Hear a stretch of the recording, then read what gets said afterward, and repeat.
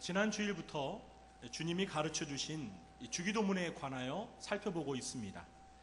지난 시간에는 이 주기도문의 세 가지 특징에 대해서 배웠습니다. 기억하고 계십니까? 세 가지 특징이 무엇이었죠? 첫째는 주기도문은 간결하고 쉬운 언어로 된 기도다. 둘째는 주기도문은 기도의 내용에 순서가 있는데 하나님 아버지를 위한 기도가 우리 자신을 위한 기도보다 먼저 앞에 위치한다. 그리고 세 번째는 주기도문은 우리가 속한 공동체를 생각하며 드리는 이기적인 기도다. 맞습니까? 아니죠. 이타적인 기도다.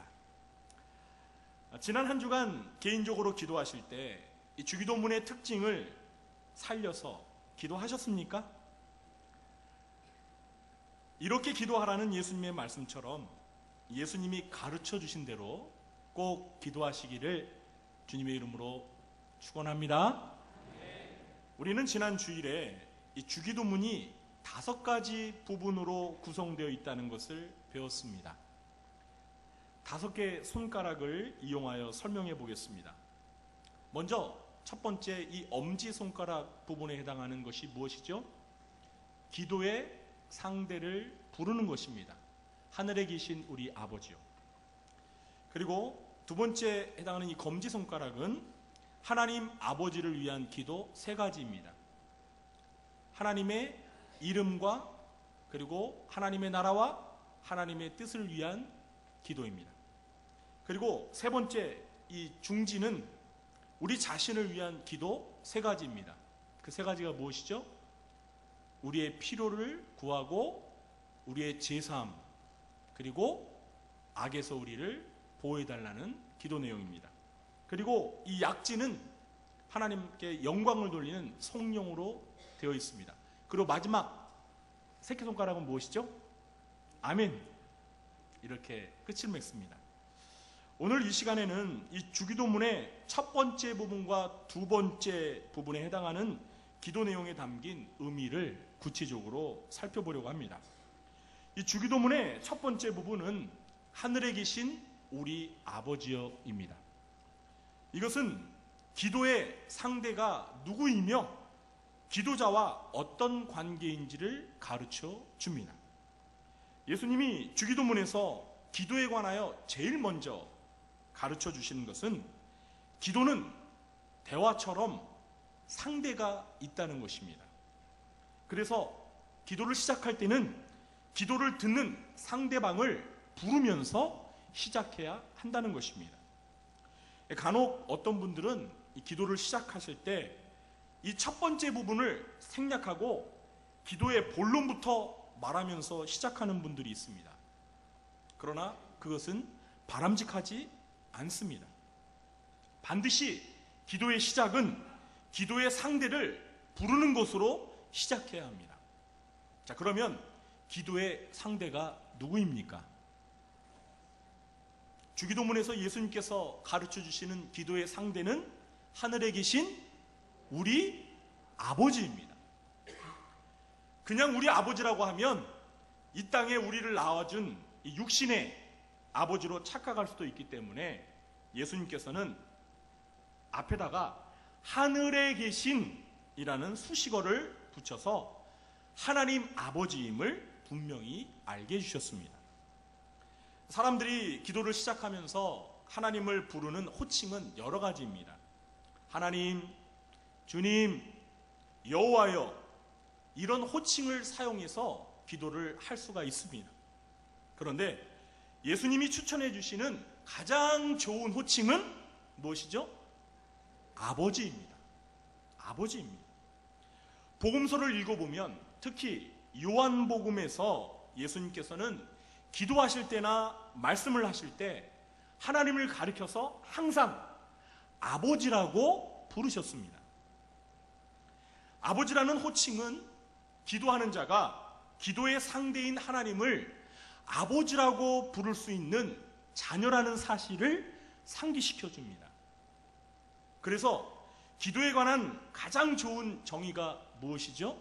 기도는 하나님 아버지와 대화이다. 기도는 하나님 아버지와 나누는 대화이다. 이것이 기도에 관한 가장 좋은 정의입니다. 그래서 기도는 오직 하나님의 자녀만이 할 수 있는 특권입니다. 여러분 믿으십니까? 여러분 하나님의 자녀가 아닌 사람은요, 하나님께 하늘에 계신 우리 아버지여 이렇게 부르며 기도할 수가 없습니다. 그들은 이렇게 기도해야 되겠죠. 하늘에 계신 우리 아저씨여. 갈라디아서 4장 6절에 보면 너희가 아들임으로 하나님이 그 아들의 영을 우리 마음 가운데 보내사 아빠 아버지라 부르게 하셨느니라. 너희가 아들임으로, 여기 딸도 포함됩니다. 저와 여러분이 하나님의 자녀이므로 하나님을 향해서 아빠 아버지라고 부를 수 있다는 것입니다.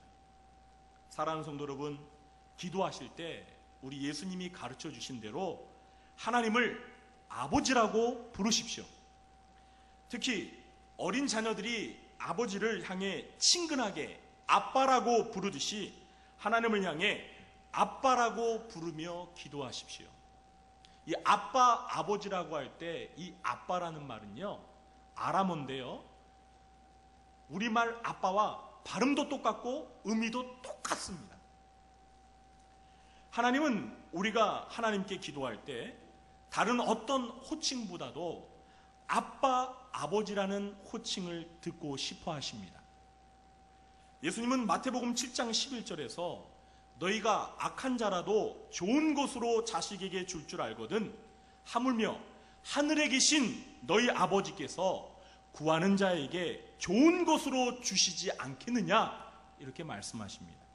사랑하는 성도 여러분, 우리가 하나님을 향해 아버지라고 기도할 때 우리의 기도를 들으시는 하나님께서는 항상 자녀인 우리들에게 좋은 것을 주시고자 하시는 아버지라는 사실을 꼭 기억하시기 바랍니다. 우리 굴주한교회 성도님들은 우리에게 좋은 것을 주고 싶어 하시는 하나님께 항상 기도할 때마다 아버지라고 부르며 아빠, 아버지라고 부르며 기도하시길 주님의 이름으로 축원합니다. 다음은 이 주기도문의 두 번째 부분에 해당하는 하나님 아버지를 위한 세 가지 기도문에 관해서 살펴보겠습니다. 첫째, 우리는 하나님 아버지의 이름이 거룩히 여김을 받도록 기도해야 합니다. 하나님을 위한 첫 번째 기도문은 이름이 거룩히 여김을 받으시오며입니다.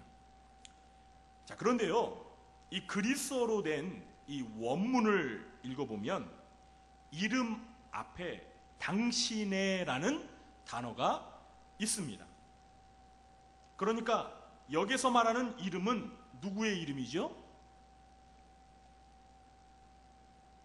누구의 이름이죠? 하나님 아버지의 이름입니다.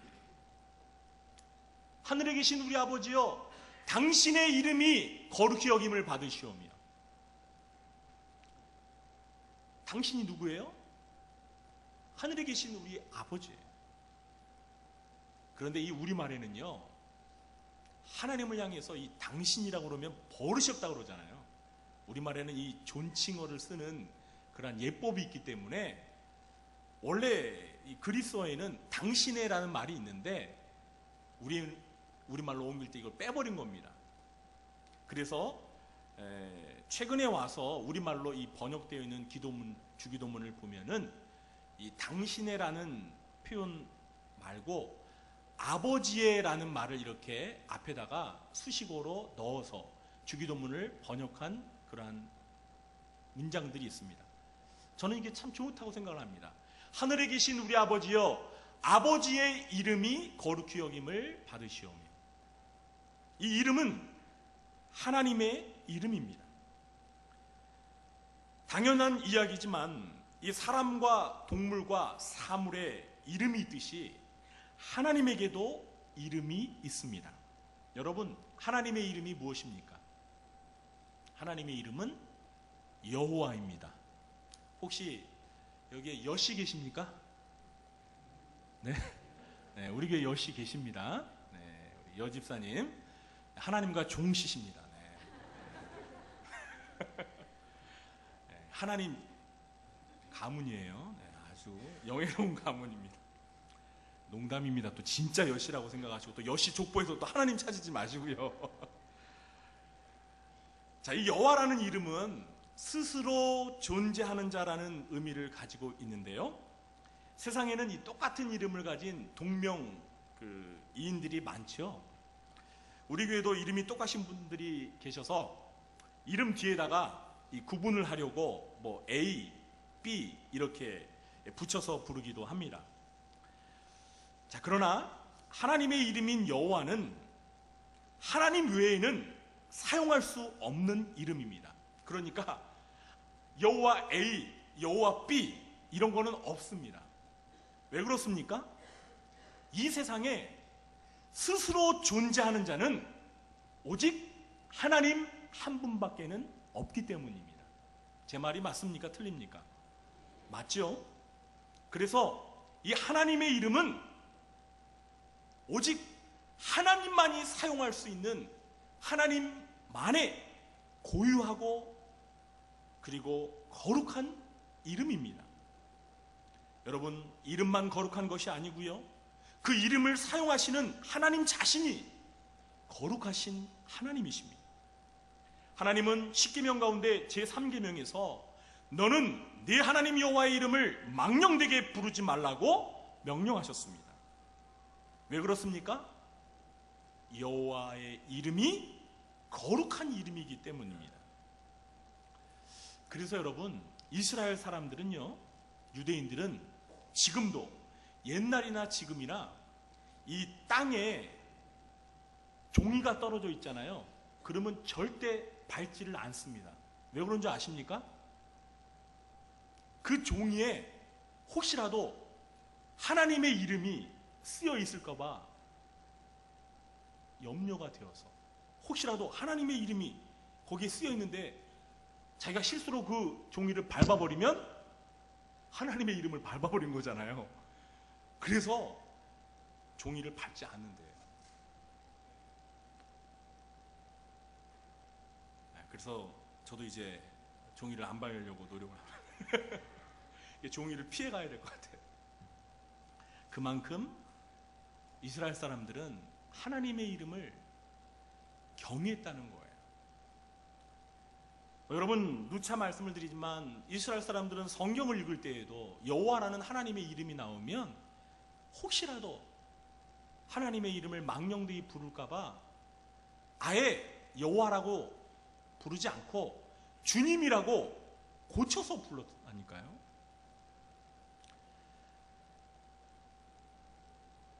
자, 그래서 이 제3계명을 다른 말로 달리 표현하면 너는 네 하나님 여호와의 이름이 거룩히 여김을 받도록 하라, 이렇게 할 수 있습니다. 그러므로 우리는 이 하나님 아버지의 이름이 거룩히 여김을 받도록 기도해야 하지만 동시에 우리 스스로가 하나님 아버지의 이름이 거룩히 여김을 받도록 힘써야 합니다. 그렇습니다. 여러분, 하나님 아버지의 이름이 누구를 통해서 거룩히 여김을 받겠습니까? 누구를 통해서요? 여러분, 불신자를 통해서 하나님 아버지의 이름이 거룩히 여김을 받을까요? 아닙니다. 바로 하나님의 자녀들인 저와 여러분을 통해서 우리 아버지신 하나님의 이름이 거룩히 여김을 받게 되는 것입니다. 여러분, 자식들이 언제 부모님의 이름을 빛냅니까? 자식들이 부모님의 뜻을 받들어 열심히 공부하고 착하게 바르게 살아서 세상에 나아가 성공하고 출세하면 부모님의 이름을 빛내는 것입니다. 그러나 반대로 부모님의 뜻을 거역하고 큰 죄를 짓게 되면 부모님의 이름을 욕되게 하는 것입니다. 마찬가지로 하나님의 자녀들이 하나님의 말씀에 순종하고 바르게 살면 아버지신 하나님의 이름이 높여지는 것입니다. 그러나 반대로 하나님의 말씀에 불순종하고 나쁜 죄를 짓고 살면 하나님의 이름에 먹칠을 하는 것입니다. 그러므로 하나님의 자녀들인 우리가 어떻게 사느냐에 따라서 하나님의 이름이 거룩히 여김을 받을 수도 있고 반대로 비웃음거리가 될 수도 있습니다. 따라서 우리는 하나님의 이름이 거룩히 여김을 받도록 기도하면서 우리를 통해서 하나님의 이름이 거룩히 여김을 받도록 힘써 노력해야 합니다. 사랑하는 성도 여러분, 오늘날 우리나라에서 하나님의 자녀들을 통해서 교회 성도들을 통해서 세상 가운데 하나님의 아버지의 이름이 거룩히 여김을 받는 것 같습니까? 아니면 하나님의 이름이 비웃음거리가 되는 것 같습니까? 답 안 하셔도 좋습니다. 마음으로 한번 답해 보세요.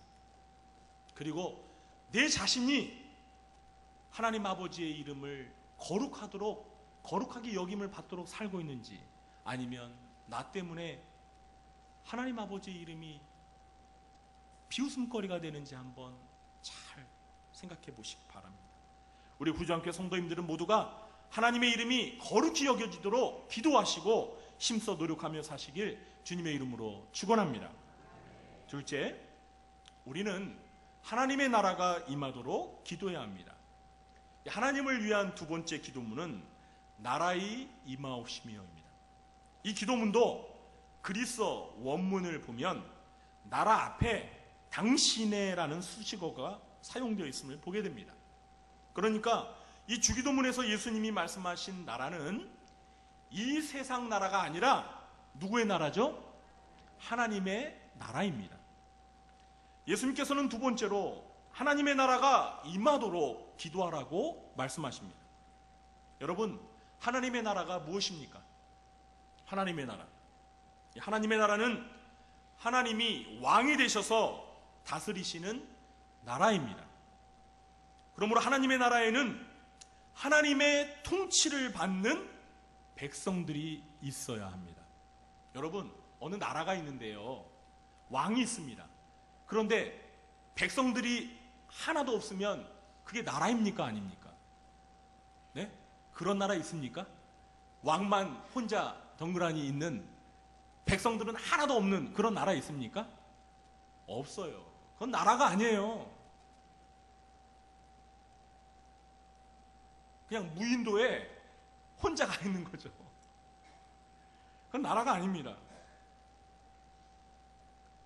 그러므로 하나님의 나라가 임하도록 기도한다는 것은 이 땅에 하나님을 왕으로 모시며 하나님의 지배를 받고 사는 하나님의 백성들이 많아지도록 기도하는 것과 같은 의미입니다. 다시 말해서 하나님을 믿고 구원받은 하나님의 자녀들이 많아지고 그런 하나님의 자녀들이 모인 교회가 이 땅에 점점 많아지기를 기도하는 것입니다. 그러므로 하나님 아버지를 위한 이 두 번째 기도는 예수님의 지상명령과 깊은 관계가 있다는 것을 알 수가 있습니다. 사랑하는 성도 여러분, 예수님의 지상명령 무엇인지 아시죠? 마태복음 28장 18절 이하의 말씀 말입니다. 그러므로 너희는 가서 모든 민족으로 제자를 삼아 아버지와 아들과 성령의 이름으로 세례를 베풀고 내가 가르쳐 분부한 것을 갑자기 헷갈리네요. 지키게 하라. 그 지상명령 말입니다. 그런데 여러분, 이 예수님의 지상명령은 누구를 통해서 이루어지죠? 네?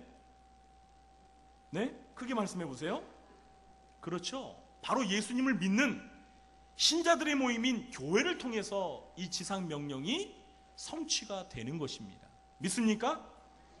따라서 하나님을 위한 이 두 번째 기도 역시 하나님의 나라가 임하도록 기도만 할 게 아니라 이 땅에 하나님의 나라 확장을 위해서 부지런히 전도하고 선교하는 일에 기도하는 그 당사자가 힘써 노력해야 한다는 것입니다.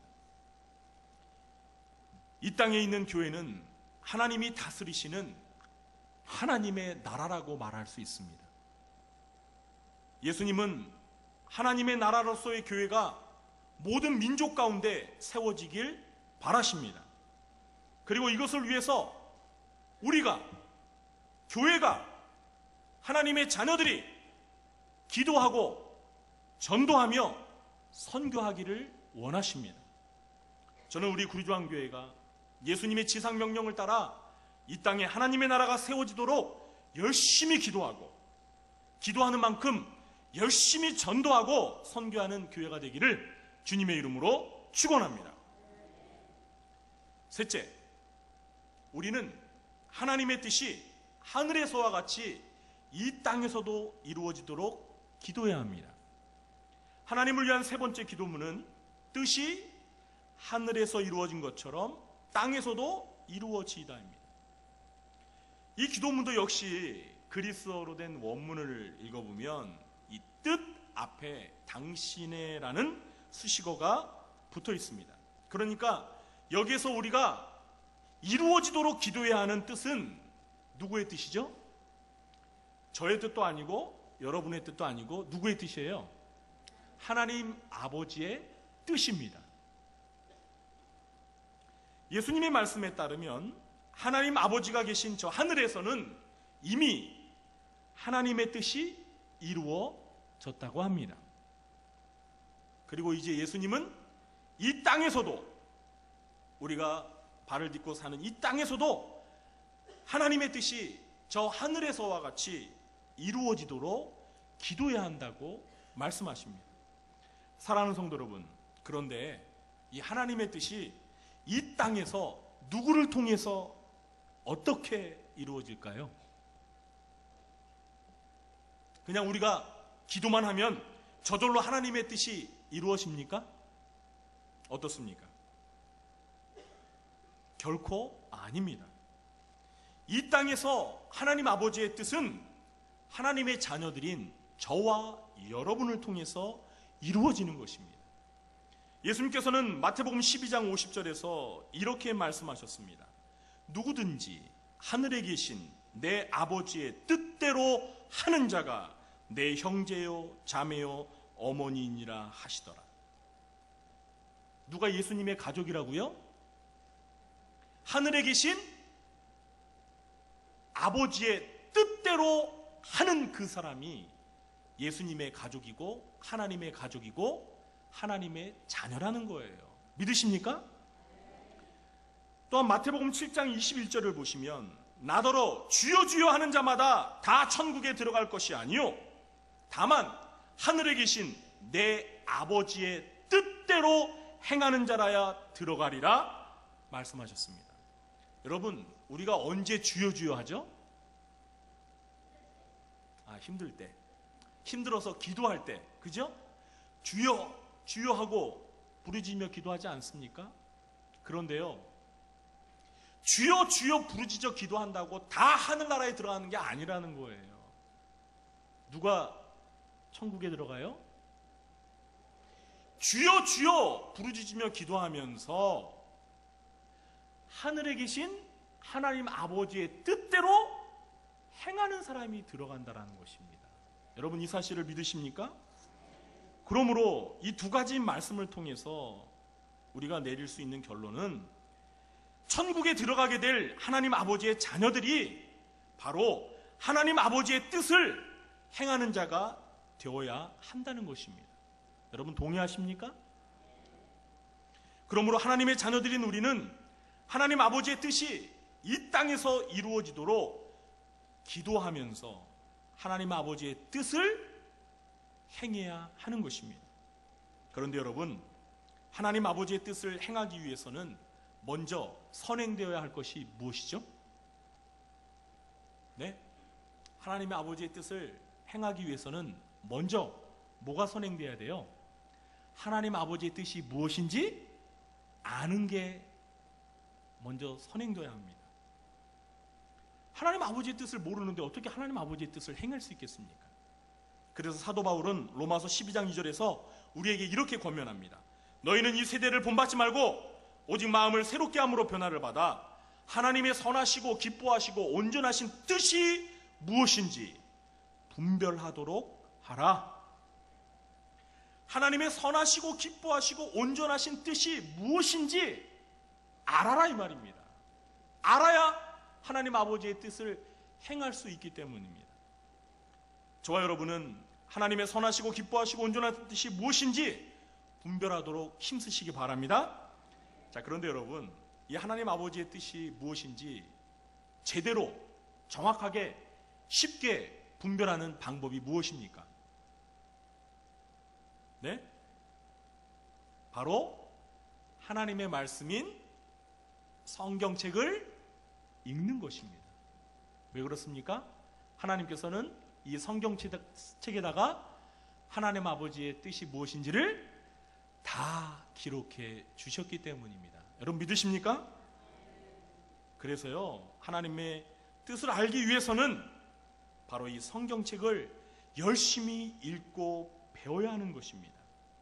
예수님께서는요, 히브리서 10장 7절에서 이런 말씀을 하셨습니다.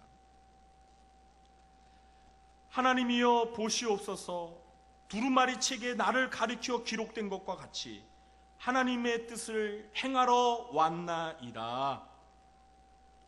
여러분, 예수님께서 이 세상에 오셔서 하나님의 뜻을 행하실 때 어떻게 하나님의 뜻을 알고 행하셨습니까?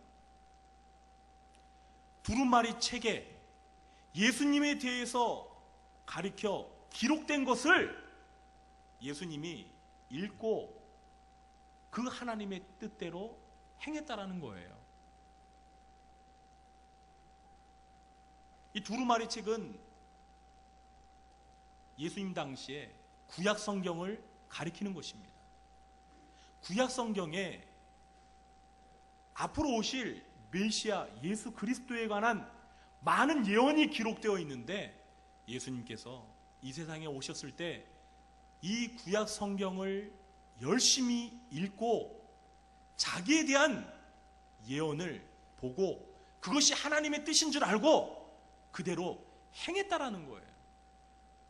여러분, 예수님도 생전에 이렇게 하나님의 말씀을 열심히 읽으면서 하나님의 뜻을 알고 행했다면 저와 여러분은 어떻게 해야 할까요? 예수님보다도 더 많이 하나님의 말씀을 읽고 배워서 하나님의 뜻이 무엇인지를 알고 행해야 되지 않겠습니까? 맞습니까? 아멘 하시는 분들이 별로 많지 않은 것 같아요. 우리 후르장교 성도님들은 예수님이 가르쳐 주신 대로 하나님 아버지의 뜻이 이 땅에서 이루어지도록 기도하면서 성경을 열심히 읽고 배워서 하나님의 뜻을 알고 하나님의 뜻이 이루어지도록 행하며 사시길 주님의 이름으로 축원합니다. 지금까지 주기도문에서 예수님께서 가르쳐 주신 하나님 아버지를 위한 세 가지 기도문에 담긴 의미를 살펴보았습니다. 결론적으로 오늘 말씀에서 중요한 것은 우리가 기도할 때 반드시 우리를 위한 기도보다 하나님을 위한 기도를 먼저 해야 한다는 것입니다. 그동안 저 여러분은 기도하실 때 얼마나 하나님을 위한 기도를 많이 하셨습니까? 하나님 아버지를 위한 기도를 할 때 반드시 나 자신을 위한 기도보다 먼저 하셨습니까? 또한 우리는 오늘 말씀을 통해서 우리가 하나님을 위한 기도를 하는 것으로 만족하지 말고 우리가 기도한 대로 실제 삶 속에서 실천하며 살아야 한다는 사실입니다. 여러분, 명심하십시오. 행함이 없는 믿음만 죽은 믿음이 아니라 행함이 없는 기도도 죽은 기도입니다. 우리는 우리가 기도한 것 이상의 삶을 살 수가 없습니다. 잘 생각해 보세요. 어떤 성도의 삶은요, 그가 하나님 앞에 기도하는 삶을 능가할 수가 없는 거예요. 그래서 어떤 성도의 기도를 잘 들어보면 그 사람의 신앙의 수준을 가늠할 수가 있어요. 절대요, 자기가 기도하는 것 이상의 삶을 살 수가 없습니다. 그런 분 계세요? 내가 기도하는 것 이상의 삶을 사는 분 계세요? 아니에요. 대부분의 사람은 자기가 하나님 앞에서 기도하는 것 그 정도의 수준도 잘 살지 못해요. 그러나 오늘 예수님께서는 우리가 기도하는 대로 살아야 한다는 것을 우리에게 가르쳐주고 계십니다. 사랑하는 성도 여러분, 오늘 예수님이 가르치신 이 기도 가운데 하나님 아버지를 위한 기도 속에 담긴 의미를 잘 알아서 먼저 우리를 위한 기도보다 하나님 아버지를 위한 기도를 드리시고, 그리고 우리가 기도한 대로 그대로 실천하며 사실은 기도자가 되시길 주님의 이름으로 간절히 축원합니다. 기도하겠습니다. 하나님 아버지, 예수님께서 가르쳐 주신 기도대로 실천하며 기도하며 살게 도와 주시옵소서. 예수님의 이름으로 기도하옵나이다. 아멘. 모두 자리에 일어나셔서 635장 주기도문을 찬송하신 후에 축도로 예배를 마치겠습니다.